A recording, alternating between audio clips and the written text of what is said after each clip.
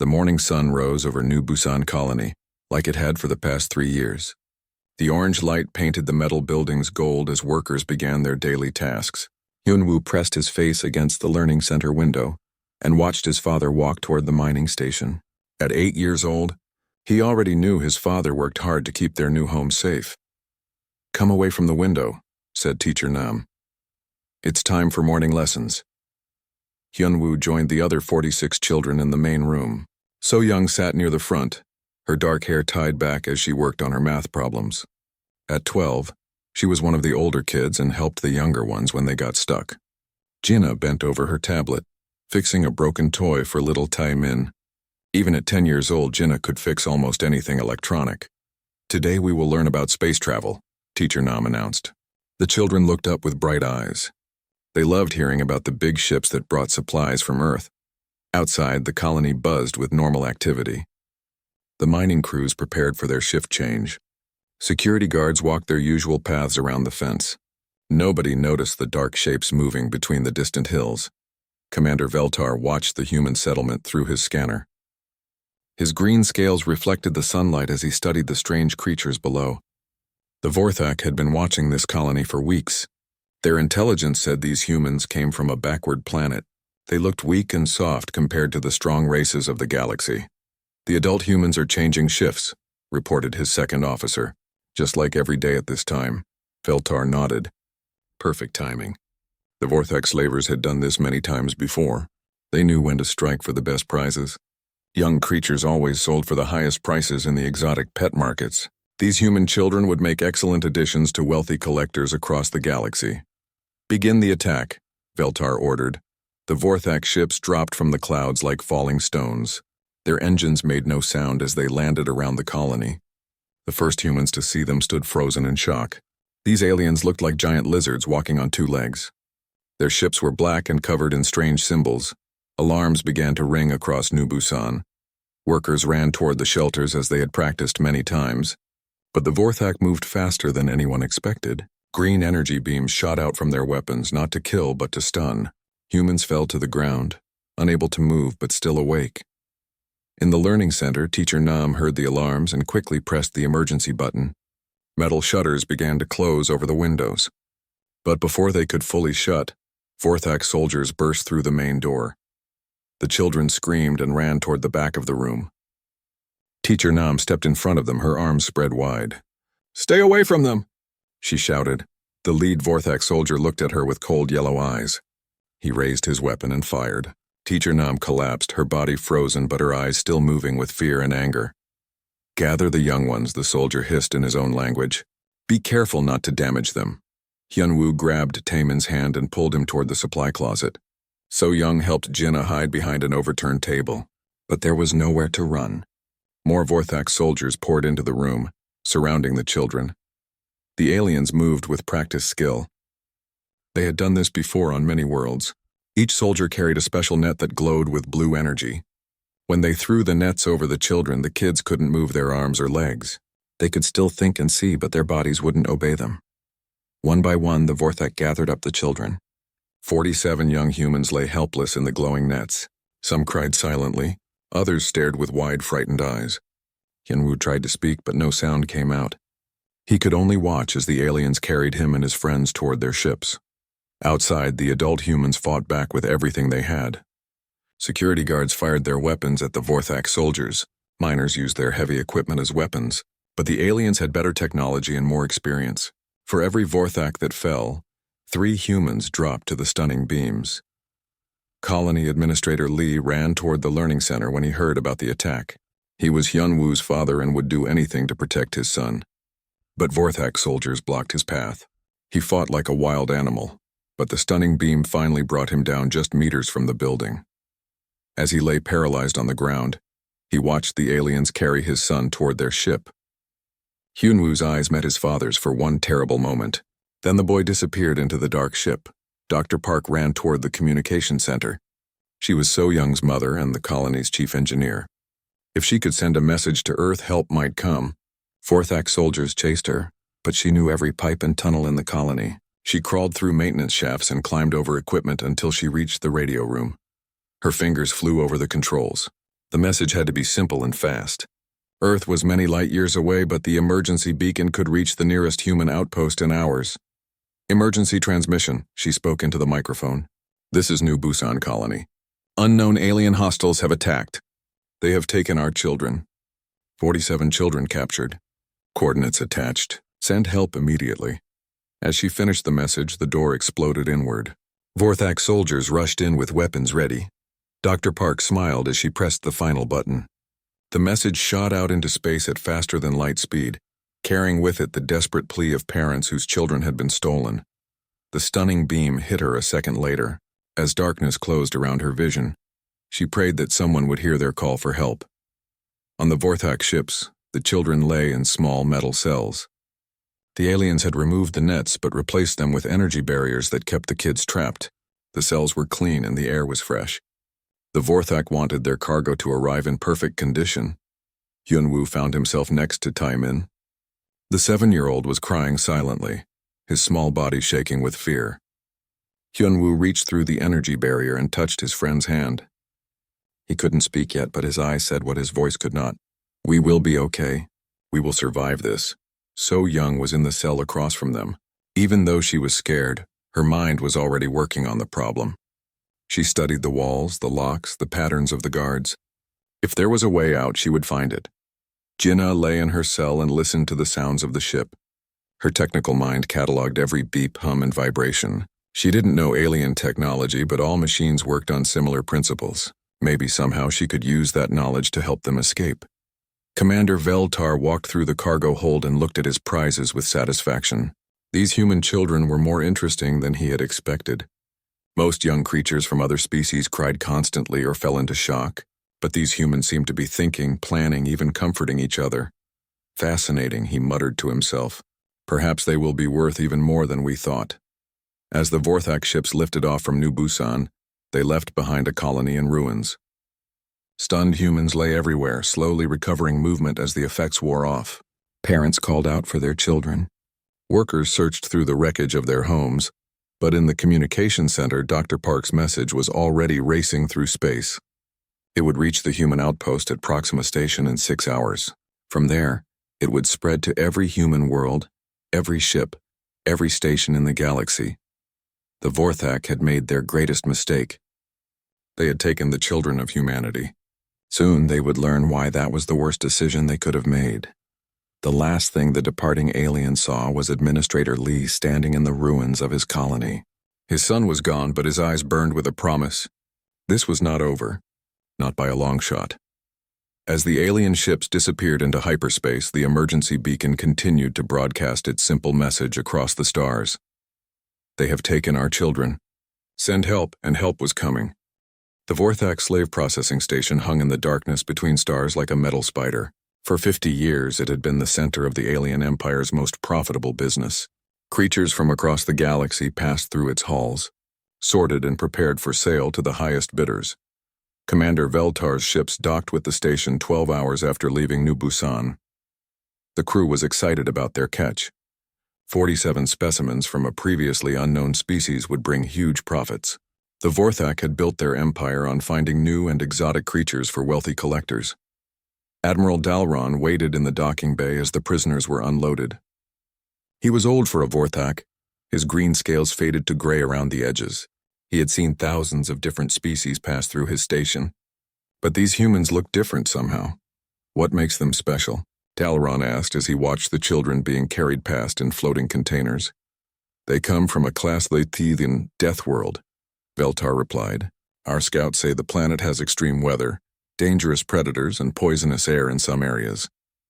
These creatures survived all of that as a species. Dalron's eyes widened. Class Lathian was the highest danger rating in the galactic database. Most intelligent life came from gentle worlds with mild climates. Only the toughest species could survive on death worlds. Are you sure they're really intelligent? Dalron asked. Death world creatures are usually just clever animals. Watch them for yourself, Veltar suggested. They do things no animals would do. The children were placed in the station's premium holding cells. These rooms were designed for valuable cargo. Each cell had comfortable sleeping areas, clean air, and good food. The Vorthak wanted their prizes to stay healthy and attractive for buyers. Dr. Krickstall was the station's head xenobiologist. His job was to study new species and write reports for potential buyers. He had examined over 300 different types of creatures during his career. When he entered the holding area to look at the humans, he expected to see the usual behavior. Most captured young creatures went through predictable stages. First came panic and crying, then exhaustion and depression. Finally, they became quiet and obedient, broken by their situation. It was sad but necessary for the business. But these human children were different. Krickstall watched through the observation window as Hyunwoo moved around his cell. The 8-year-old wasn't crying or screaming. Instead, he was studying everything around him. His eyes tracked the guard patterns, the lock mechanisms, the air vents. This was not the behavior of a frightened animal. In the next cell, So Young was doing something even more unusual. She had figured out how to communicate through the walls by tapping in patterns. Other children were tapping back, creating a simple code system. Within hours, all 47 humans could send basic messages to each other. Remarkable, Krickstall whispered to his assistant. They're organizing themselves. The real surprise came when Taemin got sick. The 7-year-old had eaten something that disagreed with his system. He lay in his cell, pale and shivering with fever. Most species would have left the weak one to suffer alone. But the humans did something that shocked their captors. Hyunwoo began calling for the guards, demanding medical help for his friend. When that didn't work, he started hitting the energy barrier with his bare hands until they bled. His message was clear: fix the sick child or deal with his anger. So Young organized the others to refuse their food until Taemin got treatment. Gina somehow managed to jam her cell's waste disposal system, causing alarms to ring throughout that section of the station. The children turned their cells into a protest that couldn't be ignored. Dr. Krickstall had never seen anything like it. These young creatures were willing to hurt themselves to help another. They showed loyalty, sacrifice, and planning that rivaled adult intelligence from most species. Give the sick one medical treatment, Krickstall ordered the guards. I need to study this behavior more closely. As Taemin received medicine and began to recover, Krickstall ran genetic scans on the human children. What he found in the computer databases made his blood turn cold. Humans didn't just come from any death world. They came from Earth, a planet so dangerous that it was marked in red in the Galactic survey files. The atmosphere was poisonous to most species. The weather included storms that could destroy cities. The planet was full of predators that hunted in packs, but the worst part was the gravity. Earth's gravity was twice as strong as most inhabited worlds. These children had been born and raised in conditions that would crush creatures from gentler planets. Their bones were dense, their muscles were strong, and their reflexes were lightning fast. Krickstall realized he wasn't looking at delicate pets for rich collectors. He was looking at the young of a warrior species that had conquered one of the most hostile planets in the galaxy. Admiral, he called Dalron urgently. We need to talk now. While Krickstall made his disturbing discoveries, something else was happening. In the depths of space, Dr. Park's emergency message had reached Proxima Station and spread like wildfire through human communication networks. The reaction was immediate and terrifying. Every human military ship in 3 sectors changed course toward the last known position of the Vorthak raiders. Civilian ships volunteered to join search and rescue operations. Entire colonies emptied their treasuries to fund the response. But it wasn't just military action. The message triggered something deeper in human psychology. When children were threatened, humans didn't think about politics, profits, or even their own safety. They thought only about bringing their young ones home. Admiral Dalron was reviewing profit reports in his office when his communication officer burst through the door without permission. Sir, we're receiving a transmission on all frequencies. What kind of transmission? Dalron asked, annoyed at the interruption. It's from the humans, sir. The message is very short. Dalron activated his main screen. The message appeared in simple text, translated into Vorthak language. Return our children. You have 72 standard hours. The Admiral stared at the words. That's it? No demands for negotiations? No threats? No, sir. Just that message, repeated on every frequency we can monitor. Dalron felt a chill run down his spine. In 50 years of running slave operations, he had never received such a simple, direct ultimatum. Other species always tried to negotiate. They offered money, trade deals, or political agreements. They begged and pleaded and bargained. Humans had done none of that. They had simply stated a fact and given a deadline. "Send a reply," Dalron ordered. "Tell them we're willing to discuss terms for the return of their specimens." Standard negotiation protocols. The communication officer sent the message. The human response came back in less than an hour. "Return our children. You have 67 hours remaining, no negotiation, no discussion, just a countdown." Meanwhile, in the holding cells, the human children were adapting to their situation in ways that continued to amaze Dr. Krickstall. They had developed a complex social structure in just one day. Hyunwoo had become their unofficial leader, making decisions about food distribution and rest schedules. So Young served as his advisor, using her intelligence to solve problems. Jinna worked on understanding their prison's technology, while the older children protected and comforted the younger ones. Most remarkably, none of them had given up hope. They spoke in whispers about rescue, about escape, about seeing their families again. Other species typically lost hope within hours of capture. These humans seemed to grow stronger and more determined as time passed. "It's like they know someone is coming for them," Krickstall observed to his assistant. "How could they know that?" the assistant asked. Krickstall thought about the emergency beacon that had been detected from the human colony just before the ships left. Most species sent distress calls asking for help or negotiation, but humans might be different. "Run an analysis on human social structures," he ordered. "I want to know how they treat their young." The computer search took several hours. When the results came back, Krickstall understood why the children showed no despair. In human society, children weren't just offspring. They were the most protected and valued members of their species. Human adults would sacrifice everything to keep their young safe. The emergency beacon hadn't been a call for help. It had been a declaration of war. As the 60-hour mark approached, long-range sensors detected something that made every Vorthak on the station nervous. Ships were coming. Lots of ships. And they were moving faster than anything in the Vorthak fleet. Admiral Dalron tried one more time to open negotiations. He sent detailed offers of trade agreements, mining rights, and political alliances. Surely the humans would be reasonable once they saw what they could gain. The response was the same as before. "Return our children. You have 8 hours remaining." Dalron looked at his tactical displays. The approaching human fleet was massive. Ships from dozens of colonies and stations had joined together into a single force. They were coming from multiple directions, making escape difficult. But the Vorthak had strong defenses and superior numbers. They had fought off angry species before. How dangerous could these humans really be? Dr. Krickstall could have told him. But nobody asked the scientist what he had learned about Deathworld species. Nobody wanted to hear that they had made the worst possible mistake.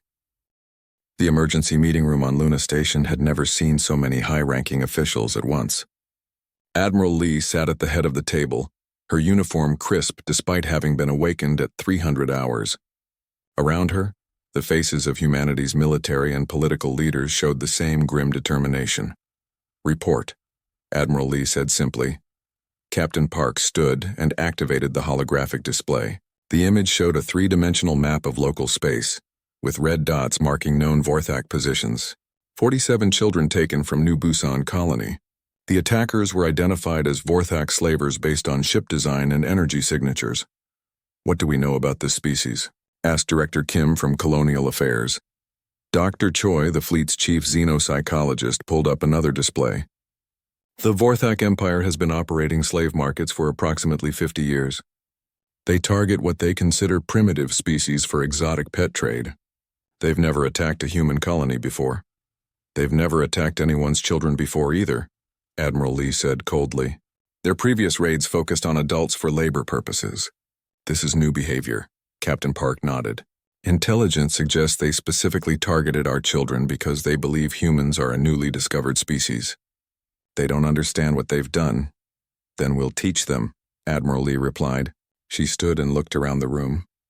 "I want every available ship redirected to search and rescue operations. Cancel all leave, recall all crews, and prepare for immediate deployment." "Admiral," Director Kim interjected, "shouldn't we try diplomatic channels first? The Galactic Council has procedures for these situations." The room fell silent. Admiral Lee's expression didn't change, but something in her eyes made everyone uncomfortable. "Director Kim," she said quietly, "they took our children. Our babies. There will be no diplomacy until every single child is safely home. Dr. Choi cleared her throat. Admiral, I should mention that my preliminary psychological profiles suggest the children are likely still alive and unharmed. Slave traders want their merchandise in perfect condition. How long do we have? Captain Park asked, unknown, but these operations typically move cargo quickly to avoid detection. I estimate we have perhaps a week before the children are sold and scattered across the galaxy.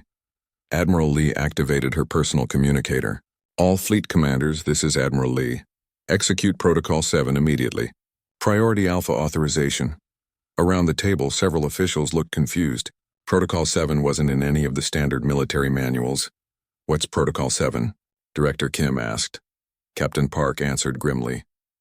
Total fleet mobilization. Every ship, every crew, every resource gets redirected to a single mission. It's only been used twice in human history. Once during the Mars Rebellion and once when the asteroid miners were trapped in the belt. And now for our children, Admiral Lee added. Across human space, the response was immediate and overwhelming. Military vessels from 3 different fleets changed course toward the search area. Civilian ships volunteered their services. Mining corporations offered their heavy equipment. Even merchant vessels requested permission to join the hunt. The Vorthak had made one critical error in their intelligence gathering. They thought humans were like most other species, individuals who happened to live together. They didn't understand that humanity was a pack species that had evolved on a world where cooperation meant survival. When you threatened one human's child, you threatened every human's child. On the exploration ship Dancing Star, Captain Yu received the emergency broadcast while conducting a routine survey mission near the Galactic Rim. Her crew was 3 months into a 6-month mission, mapping star systems for future colonization. Captain, her communications officer called out, we're receiving priority Alpha emergency orders. Captain Yu read the message twice before believing it. Plot a course for the search coordinates. Maximum burn. Ma'am, that will drain our fuel reserves. We won't have enough to complete our original mission. Our original mission just changed, Captain Yu replied. The children come first. Similar conversations were happening on ships throughout human space. Research vessels abandoned their studies. Cargo haulers dumped their loads to make room for military supplies. Even the long-range colony ships changed course, bringing their massive engines to bear on the rescue effort. But it wasn't just human ships that were moving. Word of the kidnapping had spread beyond human space through unofficial channels. Other species were watching to see how humanity would respond to this challenge. Empress Zithara of the Centauri Republic called an emergency session of her council. The reptilian leader had dealt with humans for over a decade through trade agreements. She knew them to be reasonable and diplomatic people. Your thoughts? She asked her advisors. The humans will likely file a formal complaint with the Galactic Council, suggested her foreign minister. Perhaps request mediation services. No, said General Korth, her military advisor. I've studied their history. Humans are predators. When something threatens their pack, they respond with overwhelming force. Empress Zithara considered this. Should we be concerned about stability in this sector? Not about stability, General Korth replied. About the Vorthak. I don't think they understand what they've awakened. The general was right. Intelligence reports were already flooding in from across the galaxy. Human ships were moving in numbers that surprised even their allies. But more disturbing were the intercepted communications. The humans weren't talking about rescue operations or diplomatic solutions. They were planning something they called recovery and extraction, military terminology that suggested they expected resistance. On the Vorthak slave station, Admiral Dalron was beginning to understand the scope of his problem. Long-range sensors showed human ships approaching from multiple directions. The numbers kept growing as more vessels joined the fleet. How many ships are we tracking? He asked his sensor operator. Over 300, sir, but more keep arriving. Dalron studied the tactical display. The human fleet was spreading out in a search pattern that would cover every possible escape route. They weren't just coming to negotiate. They were coming to hunt. Send another message, he ordered. Offer them full compensation for the specimens plus additional trade benefits. The response came back within minutes. Return our children. You have 31 hours remaining. For the first time in his career, Admiral Dalron felt genuine fear. These humans weren't acting like any species he had encountered before. They weren't interested in profit or politics. They seemed focused on one goal with terrifying intensity. Dr. Crickstall burst into the Admiral's office without announcing himself. The scientist's scales were pale with stress and his hands shook as he held a data pad. "Admiral, we need to return the human young immediately," he said urgently. "Calm yourself, Doctor. Why the panic? I've been researching human social structures and military history. Sir, we've made a terrible mistake. These aren't just any creatures. They're the offspring of a species that conquered their entire planet through warfare." Dalaran looked skeptical. "Many species have wars, Doctor." "Not like humans," Crickstall insisted. "They fought each other for thousands of years while simultaneously battling their planet's natural dangers. They developed weapons that can destroy entire cities. They built machines that can survive in the vacuum of space. And most importantly, they never ever abandon their young." The scientist pulled up historical data on his pad. "Look at this, Admiral. In their recorded history, humans have fought wars lasting decades just to protect their children. They've sacrificed entire armies to save small groups of civilians. When their young are threatened, they become completely irrational." "Irrational can be an advantage," Dalaran replied. "Emotional enemies make mistakes." "No, sir, you don't understand. Not irrational in their thinking, irrational in their dedication. They will spend any amount of resources, take any risk, fight any enemy to bring their children home, and they never stop. Never." Dalaran looked at the data scrolling across the scientist's pad. Reports of human conflicts showed a pattern that was indeed disturbing. When children were involved, humans fought with a ferocity that impressed even military historians. "Surely they'll be reasonable once they see our defensive capabilities," Dalaran said, but his voice lacked conviction. Dr. Crickstall shook his head frantically. "Admiral, I've been monitoring their communications. They're not talking about negotiations or rescue operations. They're using terms like target acquisition and hostile extraction. They're planning a military assault. Against a fortified station? They'll lose hundreds of ships. Sir, I don't think they care about casualties. Every message I've intercepted suggests they consider this a total war scenario. They're treating the kidnapping of their young as an act of war against their entire species." Admiral Dalaran stared at the tactical display, showing the approaching human fleet. For 50 years, he had raided weak species with minimal defenses. He had grown accustomed to easy victories and profitable negotiations. But these humans were different. They had advanced technology, superior numbers, and something even more dangerous: absolute moral certainty that they were right. "How long until they arrive?" he asked quietly. 18 hours, sir." Dalaran made his decision. Exactly 72 hours after the message was sent, the human fleet dropped out of hyperspace in perfect formation. Admiral Lee stood on the bridge of the flagship Determination, watching as 347 ships materialized around the Vorthak slave station like a closing fist. "All ships report ready." "Admiral," Captain Park announced from his position at the tactical station. Admiral Lee studied the enemy station through the main view screen. It was larger than intelligence had suggested, bristling with weapons and defensive systems. Under normal circumstances, assaulting such a fortified position would cost hundreds of lives and dozens of ships. But these weren't normal circumstances. "Open a channel to the station," Admiral Lee ordered. The face of Admiral Dalaran appeared on the screen. The Vorthak commander looked nervous, his green scales darker than usual. Behind him, other aliens moved frantically at their stations. "Admiral Lee, I presume," Dalaran said, attempting to sound calm. "I'm prepared to discuss terms for the return of your specimens." "There are no terms," Admiral Lee replied coldly. "Release our children immediately or we will take them. Please be reasonable. Surely we can reach some agreement that benefits both our species." Admiral Lee's expression didn't change. "You have 5 minutes to release every human child unharmed. After that, we consider your station a hostile target." The channel closed before Dalaran could respond. In the holding area of the station, Dr. Crickstall was frantically trying to organize the transfer of the human children, but Admiral Dalaran's earlier order to prepare the shuttle had been countermanded by other Vorthak officers who saw the children as valuable bargaining chips. "You can't seriously consider fighting an entire human fleet," Crickstall argued with Commander Veltar. "We have superior defensive positions and powerful weapons," Veltar replied. These humans are probably bluffing. Most species negotiate when faced with real resistance. These aren't most species, Crixtal shouted. They're Deathworlders. Do you understand what that means? Veltar dismissed the scientist with a wave of his clawed hand. I've fought many battles, Doctor. No species is truly willing to sacrifice everything for a few young creatures. He would learn how wrong he was in exactly 4 minutes. On the human flagship, Captain Park reviewed the assault plan one final time.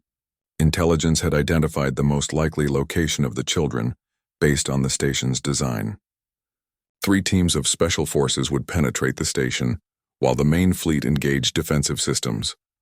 Remember, he told his team leaders over the communication system, the children are our priority. Everything else is secondary. If you have to choose between destroying the enemy and protecting the kids, protect the kids. Understood, sir, came the replies from dozens of ships. Captain Park had handpicked his assault team from volunteers across the fleet. Every single human ship had offered crew members for the rescue mission. He had been forced to turn away thousands of volunteers. The team he had chosen included specialists in close combat, technical systems, and child psychology. Dr. Choi was among them, ready to help traumatized children as soon as they were found. Admiral, the communications officer called out. 5 minutes have elapsed. Admiral Lee nodded. All ships execute Assault Plan Delta. Do not fire on any section that might contain the children. Everything else is a valid target. The human fleet opened fire with devastating precision. The Vorthak had expected a cautious probing attack followed by negotiations. Instead, they faced the concentrated firepower of humanity's largest fleet. Energy beams and missile salvos struck the station's defensive systems with surgical accuracy. But the humans weren't trying to destroy the station. They were methodically dismantling its ability to fight back or escape. Weapon platforms exploded in brilliant flashes. Engine systems went dark. Communication arrays were reduced to scrap metal. The Vorthak crew realized with growing horror that the humans weren't attacking like most species. They were attacking like professionals who had planned every detail of the assault. Commander Veltar stared at his tactical displays in disbelief. How are they targeting our system so precisely? His sensor operator looked up with wide eyes. Sir, they're not targeting randomly. They know exactly where everything is. It's like they have complete blueprints of our station. They did. The Human Intelligence Service had spent decades gathering information about Vorthak technology and station designs. What the aliens thought were secret military installations had been mapped, studied, and cataloged by human agents. When the Vorthak had taken human children, they had unknowingly triggered a response that had been planned for years. Admiral Dalron watched his defenses crumble with growing panic.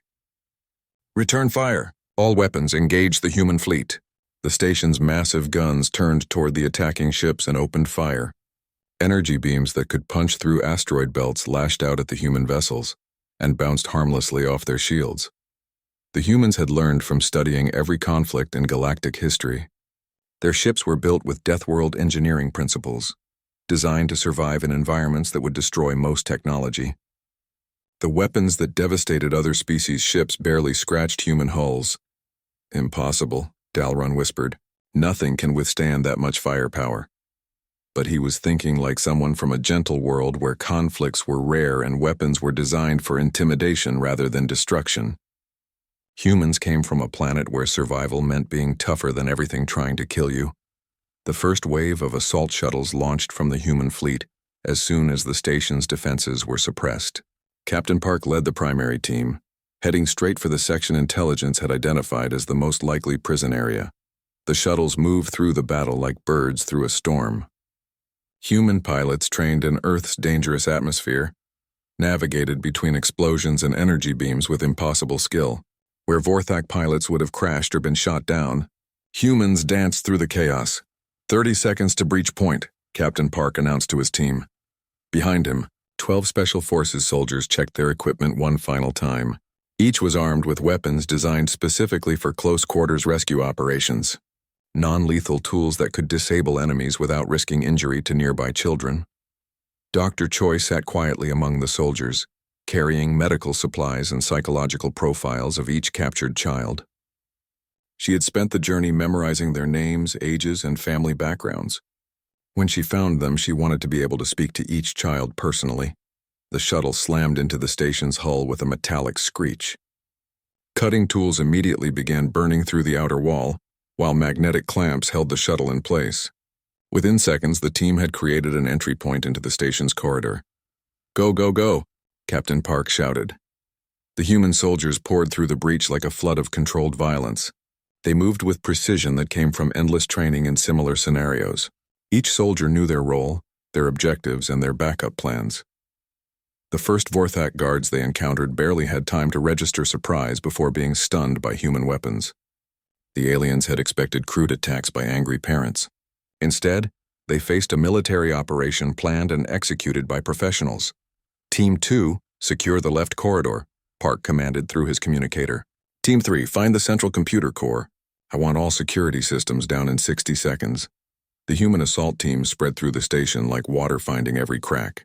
They had studied the blueprints, memorized the layout, and practiced the mission dozens of times during the journey from human space. In the holding area, Hyunwoo heard the sounds of battle getting closer. Explosions echoed through the walls, followed by the distinctive whine of energy weapons. But mixed with the alien sounds, he heard something that made his heart leap. Human voices, speaking Korean and English and a dozen other Earth languages. "They came," he whispered to So Young through the wall. "They actually came for us." So Young was crying, but they were tears of relief and joy. "I knew they would. I knew someone would come." The children had never stopped believing that rescue would come. Unlike captured aliens from other species, the human children had maintained hope because they understood something fundamental about their people. Humans never abandoned their young. Never. Captain Park's team reached the holding area just as Commander Veltar arrived with a squad of Vorthak soldiers. The alien commander had finally realized that his valuable prisoners might be his only bargaining chips. "Stay back," Veltar shouted, pointing his weapon toward the cells containing the children. "Come any closer and the specimens will be damaged." Captain Park stopped his advance, but his eyes remained fixed on the alien commander. "You're pointing a weapon at human children," he said quietly. Something in his tone made Veltar nervous. The human soldier looked calm, almost relaxed. But there was something in his eyes that suggested extreme danger. "I'll destroy them all if you don't retreat," Veltar threatened. "No," Captain Park replied. "You won't." The word was spoken with absolute certainty, as if Captain Park knew something that Veltar didn't.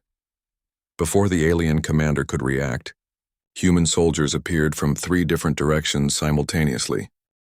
3 months after the rescue, Hyunwoo stood in the rebuilt learning center of New Busan Colony. The building looked exactly like the old one, but it felt different somehow. Safer. The windows were made of stronger glass, and there were new security systems that his father had explained would protect them from any future threats. But the biggest change wasn't in the building. It was in how the galaxy looked at humanity. "Today we have special visitors," Teacher Nam announced to the class. She had recovered fully from the stunning weapon and insisted on returning to work as soon as the children came home. "Representatives from the Galactic Council want to meet with you." So Young raised her hand. "Are we in trouble?" Teacher Nam smiled. "No, dear one. Quite the opposite." The visitors who entered the classroom were unlike any aliens the children had seen before.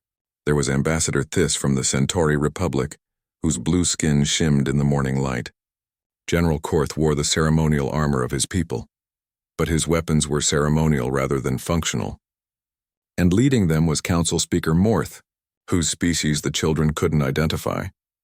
"We wanted to meet the young humans whose rescue changed our galaxy," Speaker Morth said through his translation device.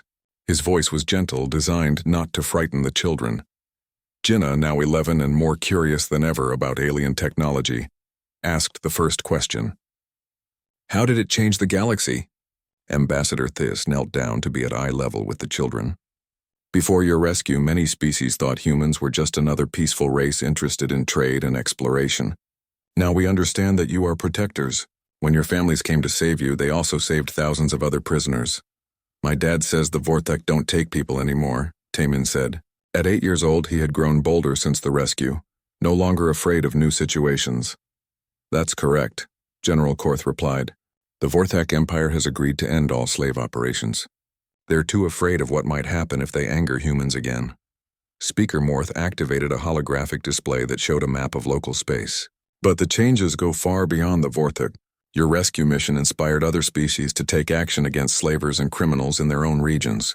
The galaxy is becoming a safer place. Hyunwoo looked at the map with interest. What about the other kids who were rescued with us? The alien ones? They've all been returned to their families, Ambassador Thys explained. Many of their governments have contacted Earth to thank humanity for saving their children too.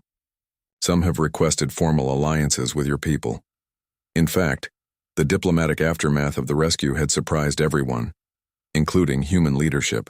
Species that had never shown interest in humanity were now requesting meetings, trade agreements, and mutual defense pacts. The rescue mission had demonstrated something that impressed even advanced civilizations: the absolute reliability of human protective instincts. We're here today to present something special, Speaker Morth continued. He produced a crystal tablet covered in symbols from dozens of different languages. This is a formal recognition from the Galactic Council. It declares that any attack on human children will be considered an attack on all member species. Teacher Nam translated the significance for her students. It means that everyone in the galaxy promises to help protect you, just like your families did. But the real changes were happening in places the children couldn't see.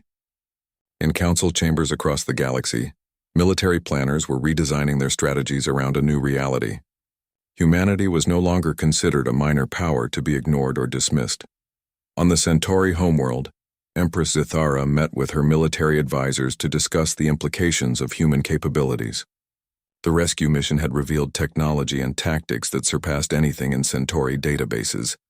Their ships took direct hits from station-class weapons and barely showed damage, General Korth reported. Our intelligence estimates suggest their hulls are 3 times stronger than our best military vessels. What about their assault tactics? The Empress asked, flawless. They disabled a fortified station with minimal casualties to their own forces and 0 harm to the prisoners. Our own military admits they couldn't have executed such a precise operation. Empress Zithara considered this information carefully. Recommendations? Full alliance with humanity, General Korth replied immediately. If they're willing to risk everything to protect children they'd never met before, imagine what they'd do for actual allies. Similar conversations were taking place across the galaxy. The human rescue mission had demonstrated not just military capability, but moral reliability. Other species realized they had found the perfect ally, one that would never abandon them in times of need. But perhaps the most significant changes were happening in the darker corners of galactic society. Criminal organizations that had operated freely for decades suddenly found themselves looking over their shoulders. On the planet Nexus Prime, crime boss Hultivar called an emergency meeting of his organization. The massive alien looked nervous as he addressed his lieutenants. New policy, he announced. No operations involving humans. No raids on human ships, no attacks on human colonies, and absolutely no taking of human prisoners. Why? Asked one of his subordinates. They're just another species. Hultivar activated a recording of the human fleet assault on the Vorthak station. The room fell silent as they watched 300 ships work together, with perfect coordination to rescue 47 children. They mobilized their entire military for kids they'd never seen. Hultivar explained. What do you think they'd do if we actually harmed one of their people? The criminal organization, which had terrorized shipping lanes for years, quietly shifted their operations to avoid any contact with human space. Back on Earth, Ambassador Kim stood before the United Nations Assembly to address the aftermath of the rescue mission. The hall was packed with representatives from every human nation and colony. The galaxy now understands what we have always known, she began, that humanity's greatest strength is not our technology or our weapons. It is our unwavering commitment to protecting those who cannot protect themselves. The response had overwhelmed human diplomatic services. Formal requests for meetings, alliance proposals, and trade agreements were flooding in from across the galaxy. Species that had never acknowledged human existence were now requesting mutual defense pacts. We face a choice, Ambassador Kim continued. We can retreat to our own space and ignore the wider galaxy, or we can accept the responsibility that comes with our reputation as protectors. The vote was unanimous. Humanity would take its place as a major galactic power, with all the responsibilities that entailed. 6 months after the rescue, the first Galactic Child Protection Academy opened on Luna. Students from dozens of species came to learn human methods for protecting and rescuing young beings. The curriculum included everything from advanced search and rescue techniques to the psychological care of traumatized children. Hyunwoo, now 9 years old, served as a special advisor to the academy. His insights into how human children thought and reacted under stress proved invaluable for training rescuers from other species. The most important thing, he told a class of alien students, is to never give up hope. Even when things look really bad, someone is always coming to help you. Dr. Choi, who had become the academy's director, watched with pride as species that had never cooperated before worked together to protect their young. The human concept of universal child protection was spreading throughout the galaxy, but the most lasting change was in how the galaxy's children viewed themselves. Young beings from dozens of species now grew up knowing that if they were ever in danger, help would come. The adults of their worlds had learned from humanity that protecting children was not just a family responsibility, but a civilization's highest calling. On New Busan Colony, the children had returned to their normal lives of learning and play, but they carried with them the knowledge that they were part of something larger. They were human children, and that meant something special in the galaxy now. Do you ever think about what happened? So Young asked Hyunwoo as they walked home from the learning center. Every day, Hyunwoo replied. But not because I'm scared. Because I'm proud. Proud of what? Proud that when bad things happened, everyone came to help us. Not just our parents, but people we'd never met from places we'd never been. That's what it means to be human. As the two children walked through their colony under the orange alien sun, they didn't know that their words were being monitored by dozens of species across the galaxy, not as spies or threats but as teachers. The galaxy was still learning what it meant to put children first. In the depths of space, former Vorthak Admiral Dalron sat in his prison cell and thought about the human children he had tried to sell. He had been offered early release in exchange for information about other criminal organizations.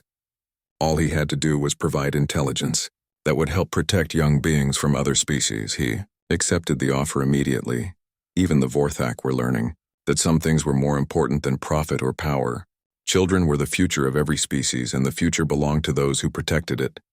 The rescue of 47 human children had become something much larger.